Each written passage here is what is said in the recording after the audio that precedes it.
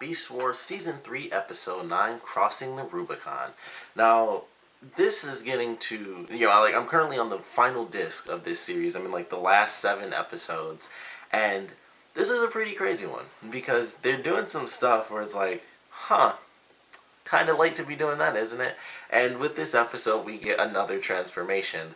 And when it comes in so late in the game, kind of like Cheetor's thing, he's had more episodes, but when people start changing this late in the game, it's kind of like, this has to have been toy-based. It just has to be. I don't really remember a lot of the Beast Wars toys. I only remember, the couple that I had, which was the current, Optimus, and I had, the McDonald's version of Tarantulas.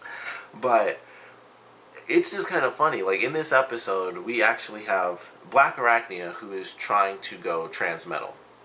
She tries to go transmetal, and Silverbolt comes in. She's off in this random cave. He finds her because he gets an energy rating. So he goes in. He sees her using the ball that depth charge was trying to throw in the lava. It comes back into play, and her plan is to make herself transmetal, just like Megatron did with Dinobot, and just like Cheetor, when he got caught inside of the energy wave, it made him transmetal. Gave him another transmetal body. So she was trying to turn herself into a transmetal so that she could gain more power, of course.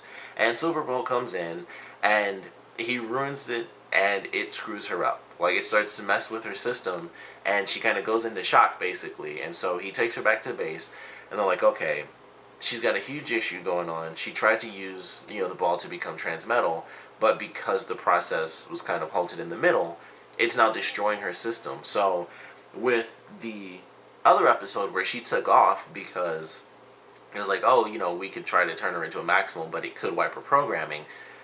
This is the episode where they have to do it because now there's no other option. She has to let them go through with this process, and it's fairly dangerous, so they have to be really careful.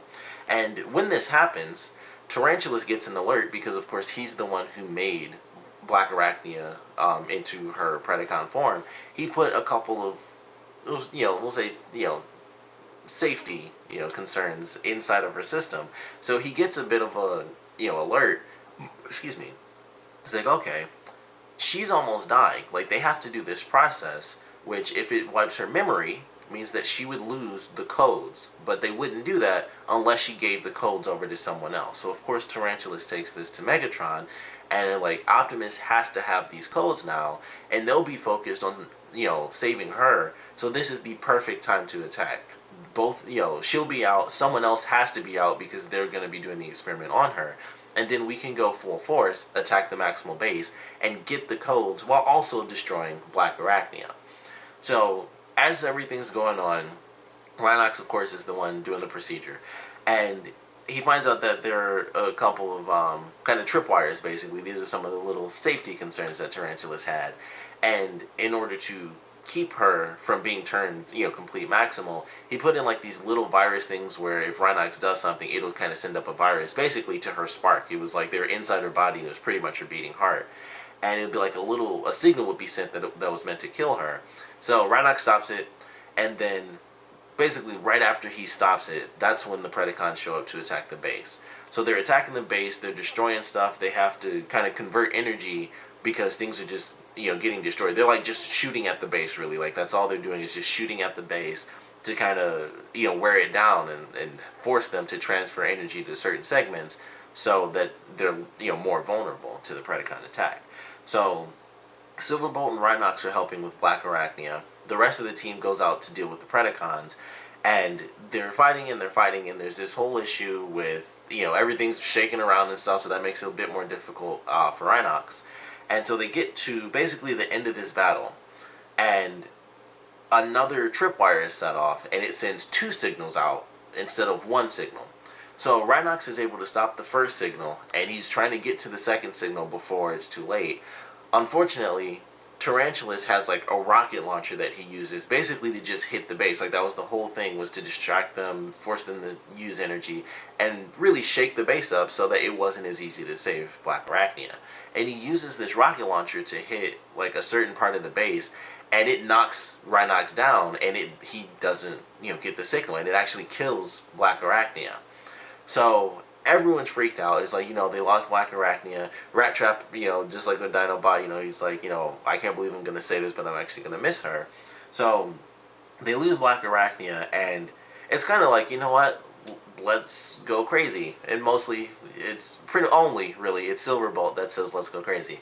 So Tarantulas, being the one that delivered the final blow to get rid of her, he goes after, or Silverbolt goes after him, and like Silverbolt isn't really playing around at this point. Like, he's super pissed, for very obvious reasons. He's really upset.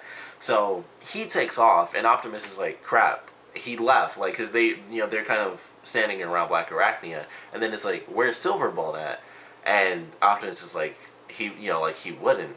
And of course he did. Like, he takes off, he goes after Tarantulas on his own, and it gets pretty crazy, and he's about to lose. But of course, the whole Maximal team is going out to try and find him.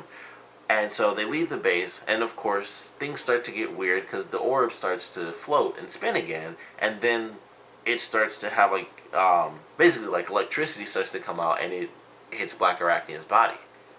So the Maximals are all out looking for Silverbolt, and Silverbolt is dealing with Tarantulas.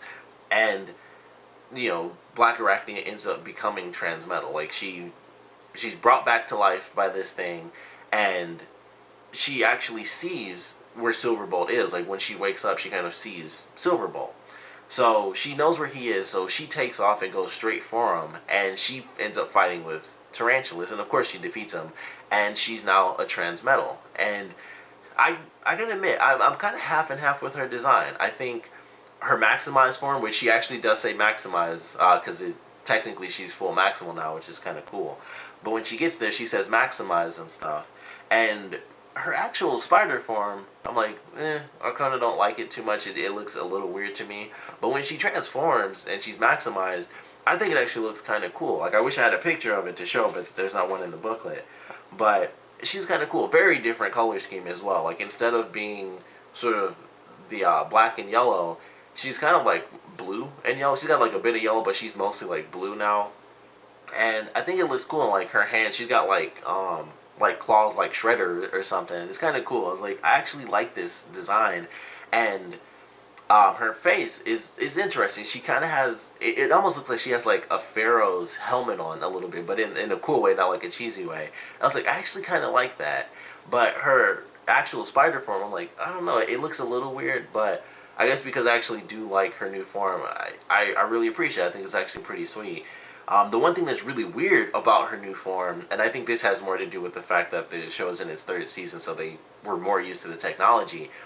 Her mouth is like hyper realistic, and it's so weird seeing that, because everyone talks and it's like, okay, like it mimics it, but something about her mouth, she has like, it honestly is like a human mouth. Everyone has like a mouth and everything where they speak, and Optimus has like a human mouth pretty much now too, because he has like, sort of the Optimus Prime thing going. But it's just weird. It was kind of funny when I was looking. I was like, this is actually really weird to see her mouth move almost perfectly with the words. Seemed weird. It was almost like it was mocap rather than just CG, and they just made the mouth move. It was like they did actual mocap on someone's mouth or something. Because I'm like, it just looks too perfect. That's the weirdest thing to say. But when she was talking, I was like, her mouth is like 100% perfect, and everyone else, I don't know. I can't even explain it, but it's so weird looking at her and like seeing her mouth move so perfectly, and it has like expressions that I guess just weren't there before because she had a different style. And it was just really weird. I was like, that's the weirdest thing for me to notice, but I couldn't help it. Like, her mouth and the dialogue, like the dubbing of it is so much more realistic than any other character. And maybe it's because of the way they designed her mouth, it doesn't look as CG. It's kind of matte. Maybe that's what it is. She doesn't have like a shiny structure anymore. She's actually sort of like a matte blue and stuff, and like her animal form is somewhat shiny, but maybe that's what it is. It's not like, oh, she's shiny and reflective and stuff like she was before. Like Cheetor, he's not really shiny or anything. He never really was, as the Cheetor, or the cheetah. But it's still something there where he doesn't have like a completely realistic mouth. And that's also the part. Her mouth is like basically like this, where it's totally by itself. Like, I don't think she might not even have a nose, but it's like the helmet looking thing basically goes like this right over her mouth. So it's like just her mouth by itself, and it's just super realistic, all alone in this little blue area, and her lips are like kind of white. That's how they distinct it, make it look distinct. And it's like, maybe that's what it is. It's so centered on just like that little section. It's just her mouth, and it's not reflective or anything. It's a very matte CG look, so it makes it look a lot more realistic. And it was the weirdest thing when I was watching. I was like, it just looks so realistic. It's weird to actually see her speak now, but I do like her design. I actually, like I said, I'm always kind of iffy about stuff, but I actually appreciate her new design. It's really cool. It's really weird. It's crazy to see her change because she, started from the first season, and she didn't change from the Transmetal wave, and going into, let's see, about 1, 2, 3, 4, 5. I have 5 episodes. So going into like these last handful of episodes, them changing her character is very interesting, but I still appreciate it. I think it's pretty cool. She has, the power that she's wanted now, and Silverbolt has the girlfriend who is fully maximal, which is what he's always wanted. So it was a pretty cool ending. Certainly enjoyed it. That was really cool getting to see her new design. Like I said, pretty crazy that it came like so close to the end of the series. It's like, this has to be, like a toy thing. And there's another transformation that I know is coming up. I've seen it already because I'm like 1 episode ahead, but it's just kind of funny. Like, I didn't realize that. I completely forgot about hers. There's only 1 transformation that I remembered, and I thought it was going to happen way before this, but like Blackarachnia changing, I didn't remember. Cheetor changing for the 2nd time, I didn't remember that at all. So those 2 were some really cool surprises, getting to see their new versions and be like, wow, I completely forgot that ever happened to these characters. So it was certainly cool getting to see that. Like I said, I actually do like her maximized design. Her spider form just looks a little weird. It's kind of like, it's almost like Dinobot a little bit. Her spider form is like, it's really white and stuff, and that I just think looks weird because she has like the blue legs, and it's just like a really weird contrast. It's not like black and white. It's like a really dark navy blue legs and stuff, and then her torso is like completely white. And then also when she transforms, a lot of the white isn't really there. It is still pretty much all on her back, so when you look at her from the front, she's still like blue and yellow and some of the other colors, but not a lot of white is in there. So maybe that's why it's so weird. It's such an odd contrast when she actually transforms. You see like blue and yellow and red, but when she's in her spider form, basically her whole torso is just white, and then she's got the blue and the blue legs. So she's got like red feet basically. So it's a little weird to see such a difference. Maybe that's why I don't like it as much, because it doesn't actually translate into her maximized form. Is like none of that white that's like on her entire body when she's in beast mode translates into her maximized form. So I don't know, maybe that's why it's such a weird thing. And plus it just looks weird in general, but it also doesn't seem to actually translate pretty much in any way. But still cool. I really do like her new maximized form. I think it's actually pretty sweet. I guess I mean, it was the original form, and I've seen it for 3 seasons, so I guess of course I would still go with the original form over this form, simply because that's what I've been used to the entire series. Like, they changed her in the last 5 episodes, so of course I'd pick her original form just because that's what I'm so used to.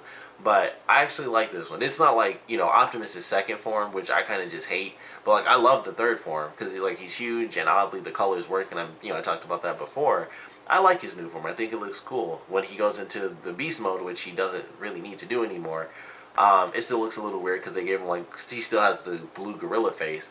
But it's a lot better than his second transformation where he was just half blue when he was in flight mode and stuff, and I was like, this kind of looks dumb to me. I just hate it.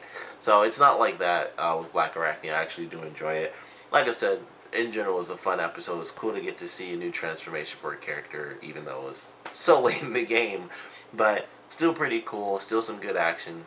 And I'm excited. I'm getting to the end of the series, which is kind of sad, but I'm thinking I might kind of jump into Beast Machines after this, since it is a direct continuation of the series. But I'm excited to get into these last couple episodes. I think I have 3 more episodes to go. I watched the one after this, but I was like, I won't watch the final 3 episodes, and I'll probably review the episode before the finale because it's, of course, 2 parts. But really, really enjoyed it. I thought this was a fun episode. Cool to see your character, naturally, but of course, if you guys have any comments, please put them down in the comment section below. And of course, thanks for watching.